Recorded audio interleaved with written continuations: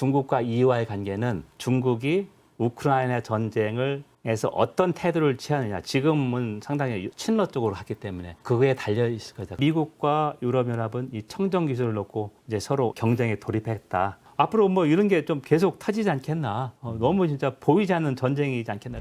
지금 여러분들께서는 이 박종훈의 경제한방을 함께하고 계신데요. 대구대 안병옥 교수님과 함께하고 있습니다.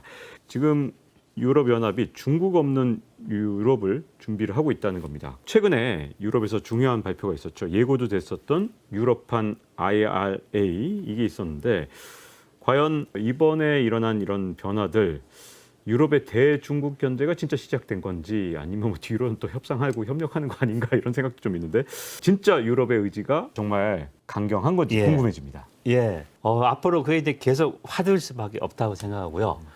저는 요거를 해갈 때 이제 보통 삼각형을 그려봅니다. 이렇게 삼각형을 그리면 제일 꼭지점에 미국이 있고 양옆에 유럽연합, EU하고 중국이 있지 않잖아요. 이거를 볼 때 제가 이제 눈여보는 게 무역 의존도입니다. 그래서 미국은 인구가 3억 3천만 명이고 워낙 내수 시장이 크기 때문에 무역을 하지 않아도 굿해요. 사는데 별로 문제가 없습니다. 그래서 미국의 무역 의존도가 20% 남짓인데요.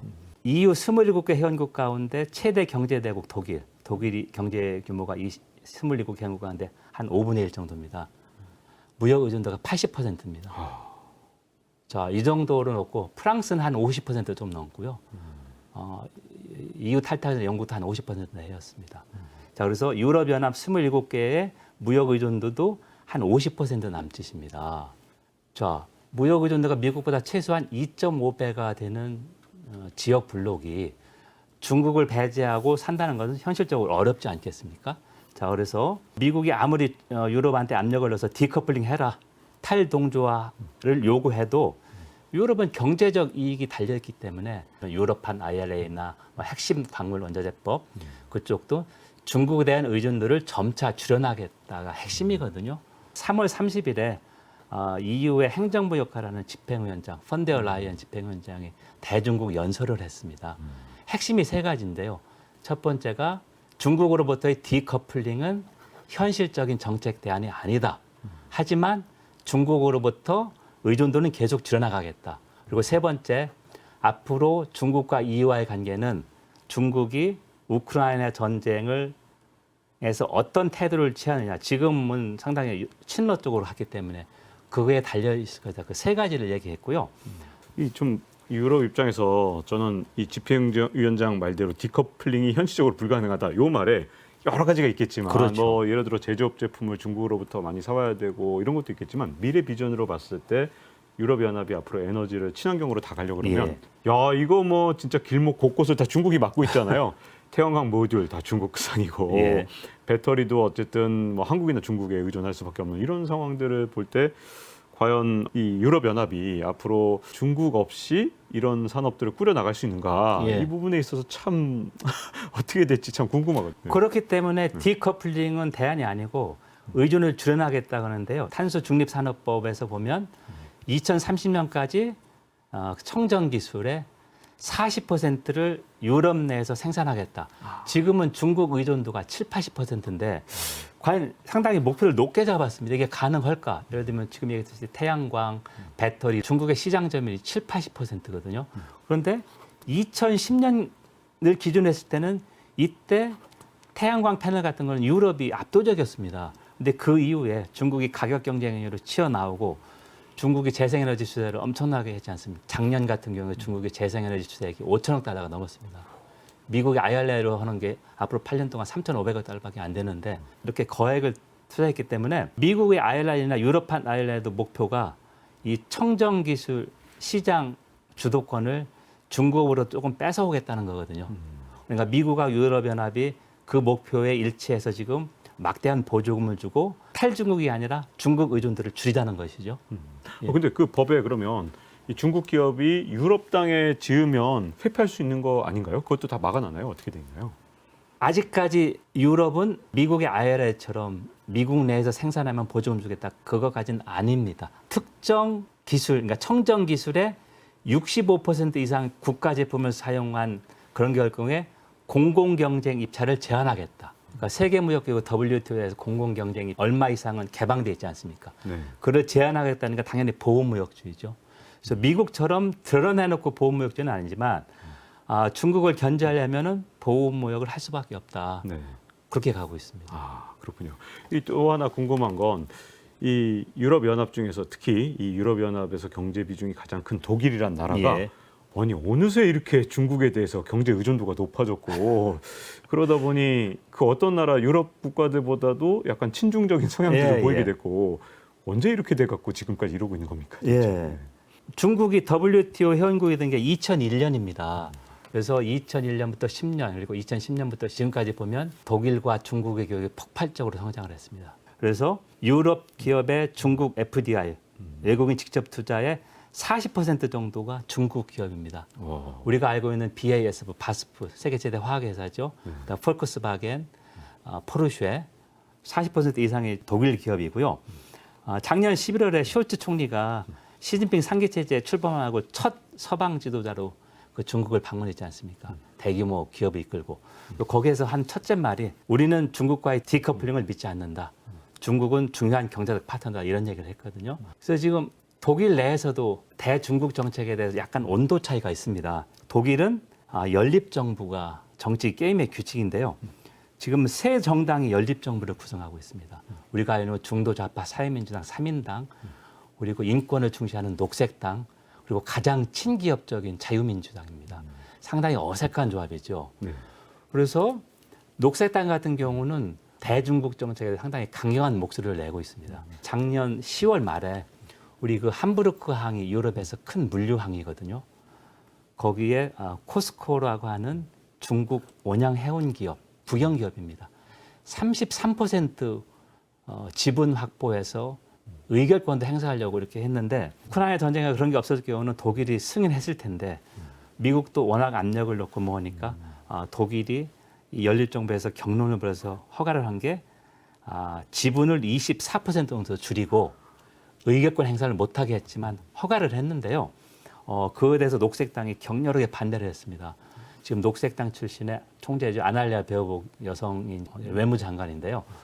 뭐라고 얘기했냐면 우리와 이념을 달리하는 적대적 국가에 이런 중요한 기반 시설을 판다는 건 말이 안 된다.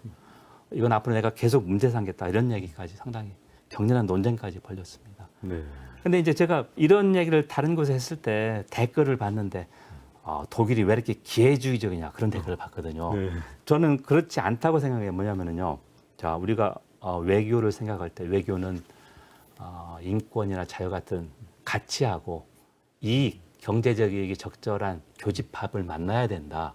근데 독일은 이제 통일할 때도 마찬가지지만 계속해서 소련이나 그 이후에 러시아하고 그 동방 정책에 따라서 접촉을 통한 변화 이런 모토에 따라서 계속 접촉했고 경제적으로 긴밀해야 이런 공산국가들이 모험을 하지 않는다고 생각했던 그 기조였었거든요. 그래서 우크라이나 전쟁 이후에 독일이 이제 러시아에 대해서 강경 정책으로 돌아섰지만 독일의 대중국 정책도 마찬가지다.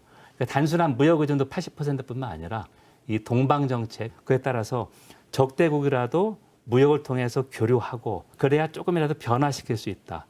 그래야만이 예를 들면 적대국이 침략이나 모험적 행동하지 못하도록 막는다. 그게 외교 정책의 기조입니다. 그래서 단순히 독일이 경제적 이익 때문에 그렇다고 하는 것은 아니다.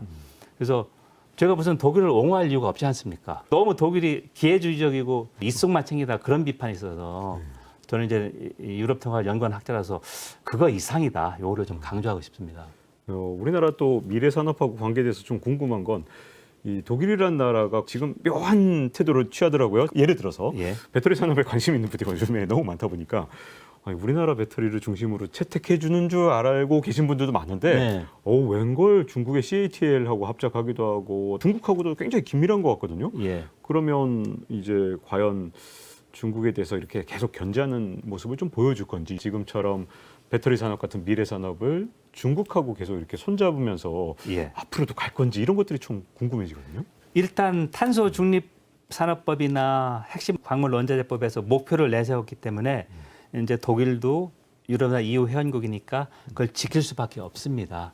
그러니까 이제 독일도 앞으로 중국과의 비중을 조금씩 점차적으로 줄일 것이다 이렇게 생각합니다. 그리고 시진핑 주석이 이제 아까 말씀하신 것처럼 뭐 프랑스의 마크롱 대통령도 부르고 뭐 집행위원장뿐만 아니라 지금 보니까 스페인 정상이라든가 쭉 맞습니다. 이래서 유럽에 쫙 정상들 줄 세워놓고 부르는 느낌? 예. 와 이거 유럽에 대한 외교를 왜 이렇게 갑자기 이렇게 강화하는 거지? 예, 이런 예. 느낌이 좀 들더라고요. 맞습니다. 그게 이제 중국의 셈법이라고 생각하는데요. 중국은 유럽연합을 필요로 합니다.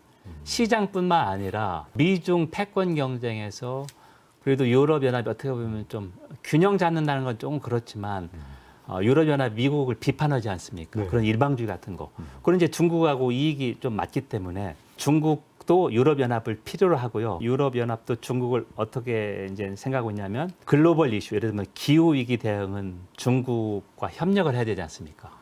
그런 쪽에서는 이제 파트너고 그다음에 경제에서는 경쟁자고 이념에서는 체제가 이렇게 세 가지로 보고 있거든요. 와 복잡하네요. 이런 이제 삼박자입니다. 미국도 유럽연합을 필요로 하고 중국도 유럽연합을 필요로 합니다.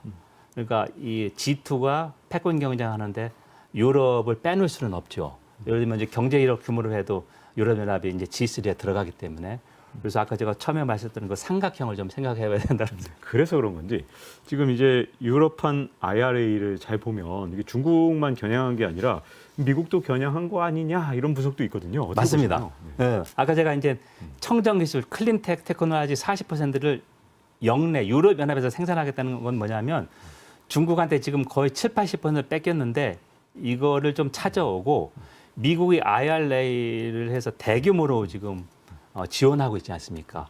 유럽은 이걸 바라지 않았고 계속해서 미국과 대화하면서 이걸 고치려고 했는데 결국 똑같이 이제 보조금 지급을 시작한 거거든요.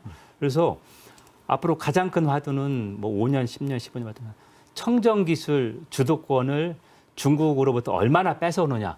그 뺏어오는 당사자가 당연히 미국하고 유럽연합이죠. 그 둘 사이에 그런 거라 생각하지 않겠냐 이렇게 생각합니다. 미국하고 유럽이 가끔씩 서로 막 으르렁대며 싸울 때가 있잖아요. 혹시 이제 트럼프 전 대통령 때만큼은 아니겠지만 예. 미국과 유럽연합이 서로 예전에 대공황 때 서로 예. 보호무역 정책으로 서로 맞섰던 것처럼 그렇게 혹시 자국 중심주의 이런 그 보호무역주의로 돌아설 가능성은 있을까요? 예. 일단 트럼프 정부 때 미국이 보호무역주의 드러내놓고 했고 그리고 바이든 대통령은 동맹복원을 외쳤지만 유럽에서 많이 실망한 게 뭐가 있냐면 WTO 항소심이 있지 않습니까? 우리가 일본산 수산물 수입 항소심에서 이겼거든요. 근데 트럼프 때 항소심을 붕괴시켰습니다. 붕괴시켰다는 건 뭐냐면 상임의원 7명이 있는데 임기가 만료된 사람을 임명하지 않았습니다. 유럽이 이거는 필요하고 해서 계속 종용했지만 끝내 임명하지 않아서 항소심이 지금 없습니다. 그러니까 1심밖에 없는 거죠. 그래서 바이든이 취임한 후 이걸 그대로 놔뒀습니다. 미국의 IRA는 미국 생산 아니면 미국과 FTA를 체결한 국가 생산만 지원하기 때문에 이게 분명히 WTO 규정 위반이거든요. 차별하기 때문에 이게 없기 때문에 드러내놓고 하고 있고요. 유럽도 일단 미국하고 경쟁하는데 그래도 유럽에서 조금 더 이 보호무역 안대로 신경 쓰는 건 뭐냐면 폰데어라인 집행위원장이 3월 초입니다. 미국 방문해서 이제 정상회담을 했습니다. 바이든 대통령과.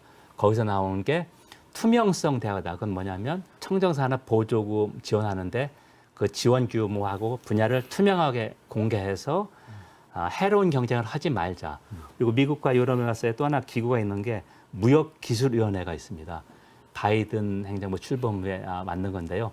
미국에서는 상무장관 그리고 USTR 통상무역대표부, 유럽연합에서는 단일 시장하고 이런 경쟁 담당위원이 그래서 수시로 대화합니다. 되도록이면 좀 경쟁을 피하고 이 보호무역 성격을 좀 줄이려고 노력을 좀 하고 있어서 당연히 미국과 유럽연합은 이 청정 기술을 놓고 이제 서로 이제 경쟁에 돌입했다. 하지만 보호무역을 좀 덜 하려는 움직임은 보이지 않겠나 이렇게 생각합니다. 분명히 보호무역으로 각오는 있습니다. 예. 이런 어떤 급변하는 국제 환경에서 제일 걱정되는 것 중에 하나가 중국이 이렇게 유럽 시장을 미국 시장 대신 이제 유럽이라도 어떻게 잡아보려고 노력하는 모습이 좀 보이면서 예. 우리 입장에서도 중국하고 유럽 시장을 놓고 경쟁을 해야 되는 상황이 아닌가. 특히 예. 청정 기술이라고 말씀하신 이 어떤 신재생 에너지, 우리 중국하고 여러 가지 부딪히는 게 많고 특히 배터리 산업 그렇고 예. 이런 과정에서 우리나라가 이제 앞으로 중국이랑 유럽에서 더 경쟁하면서 맞붙고 또 어려움을 겪게 되거나 하는 그런 가능성은 없을지 좀 걱정돼요. 저도 당연히 그런 게 좀 생기리라 생각되고요. 그래도 제가 볼 때 조금 다행인 게 우리 그 배터리 업체들이 이미 유럽연합에 많이 진출해 있습니다. 헝가리나 체코 쪽에 이미 현지 생산을 했고, 그리고 최근에 헝가리에서 SK온인가요? 이쪽이 네. 대규모 지원금을 받았습니다. 네. 그 전에 이제 유럽연합이 이 보조금 규정이 까다로워서 심사에 몇 년이 걸렸는데요. 미국 IR하고 유럽판 IR하면서 이걸 대폭 단축했거든요. 그래서 상당히 이게 국내 업체 상당히 좋은 소식이었습니다. 그러니까 당연히 이 플러스 마이너스가 있는데, 그러니까 중국과 더 치열하게 경쟁해야 되고 유럽도 산업을 키우기 때문에 현지 진출한 기업은 더 치열한 경쟁을 해야 되지 않겠습니까? 앞으로 뭐 이런 게 좀 계속 터지지 않겠나? 너무 진짜 보이지 않는 전쟁이지 않겠나 이렇게 생각합니다. 네. 자, 이렇게 유럽과 중국의 좀 가깝고도 먼 관계에 대해서 좀 자세히 알아본 것 같습니다. 자, 박종훈의 경제한방 대구대 안병혁 교수님과 함께했습니다. 이렇게 나와주셔서 감사합니다. 감사합니다. 네. 자, 박종훈의 경제한방 이제 마칠 시간이 됐고요. 다음 시간에 뵙도록 하겠습니다. 감사합니다.